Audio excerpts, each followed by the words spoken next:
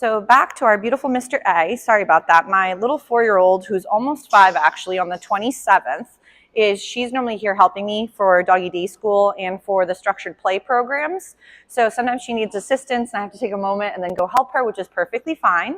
But with Mr. A again, she was going to come over, but then she decided she wanted to play with one of the other dogs. Ready? So right here with that little positive interrupter, one of the beauties was doing a little woo-woo. My little one is also playing with one of the squeaky toys, which of course is slightly more distracting than before. But Mr. A is doing a really nice job honing back in on me from the environment, which is great. So back to setting your boy up for success, we want to make sure that if he's struggling, which means he's not doing well with the skill or the behavior that you were hoping for, I would always recommend to either break it down into smaller steps, or, for example, when Tuna says, I want to wrestle with that ball as well, but break it down into smaller steps, or make sure the environment is comfortable. Hey, my lovey, can you be a little bit careful just so the ball can roll, and that's perfect, okay? I don't want her to lose the ball in one of the rafters of the building. So with Mr. A, as he's doing some of these lovely find-its, we could have him practice name recognition, so coming into your space and reorienting to you. You could do that positive interrupter, which was, again, that little kissy noise. And then you could also work with, again, his name and a recall. So if you've been using the word come, I forgot to ask if you guys use the word come or here for recall. If you do a different one, just let me know, and I'll make sure to, fix that up for him for next time.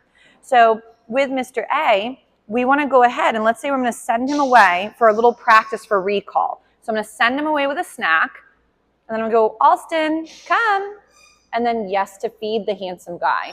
So let's say, for example, we said his name and the recall word and nothing happened. I would recommend, if you're not doing this in a calm or softer bubble that is fenced in, like obviously in here it's an enclosed environment, but if let's say Mr. A was having a hard time honing in, we want to do this on a long lead, like a training leash. So I normally recommend a 15 to 20 footer, 25 tops maybe. When you go 30 and above, it tends to get a little bit more difficult.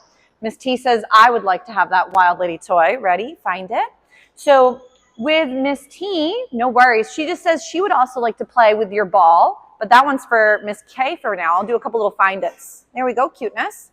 So with the lovelies, every once in a while, like I mentioned, and sorry if I went off of camera vision for that little shot for a second, I just did a couple little find-its for Miss T, because the way it's set up, I don't know if everybody saw it in the morning when dropping off, but I have a certain zone sort of fenced off with different zones. So each beauty has their own little section.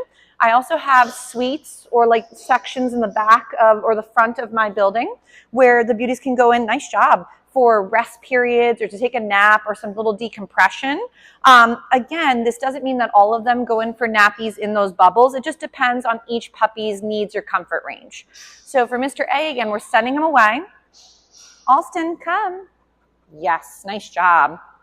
But of course, obviously, since the world is normally not a vacuum where it's nice and calm always everywhere you go, this is where it can be nice for him to start working some of these skills with the distractions of sometimes the other beauties singing and then coming back from that.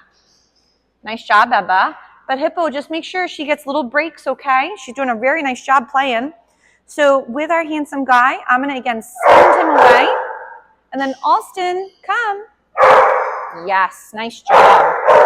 Good job. So don't worry, Miss T says she's missing out on wrestle time. Tuna, ready? We'll do a little find it. I know, she is very cute. Do you think, Hippo, could you grab maybe one of the hooves and give it to Miss Tuna from over here, the little black chew? Yeah, one of the black chews for Miss Tuna. Okay, thank you.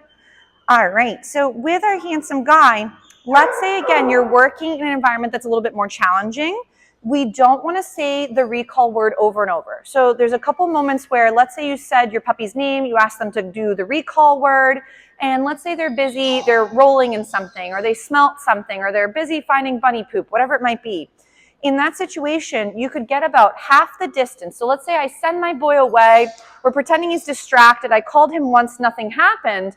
I would go about half the distance and go again. Ready? Allston, come. And then I would bring him into the environment or the spot that I wanted him originally in. Okay? So, but maybe what I'll do, I know Miss T's saying she's feeling rather left out as she's playing with Miss Kiva instead, my little one. So I'm going to grab Miss T a little toy to work on as well. Here you go, find it. So, but we'll get back into some more of these recalls and a few other topics too in just a moment.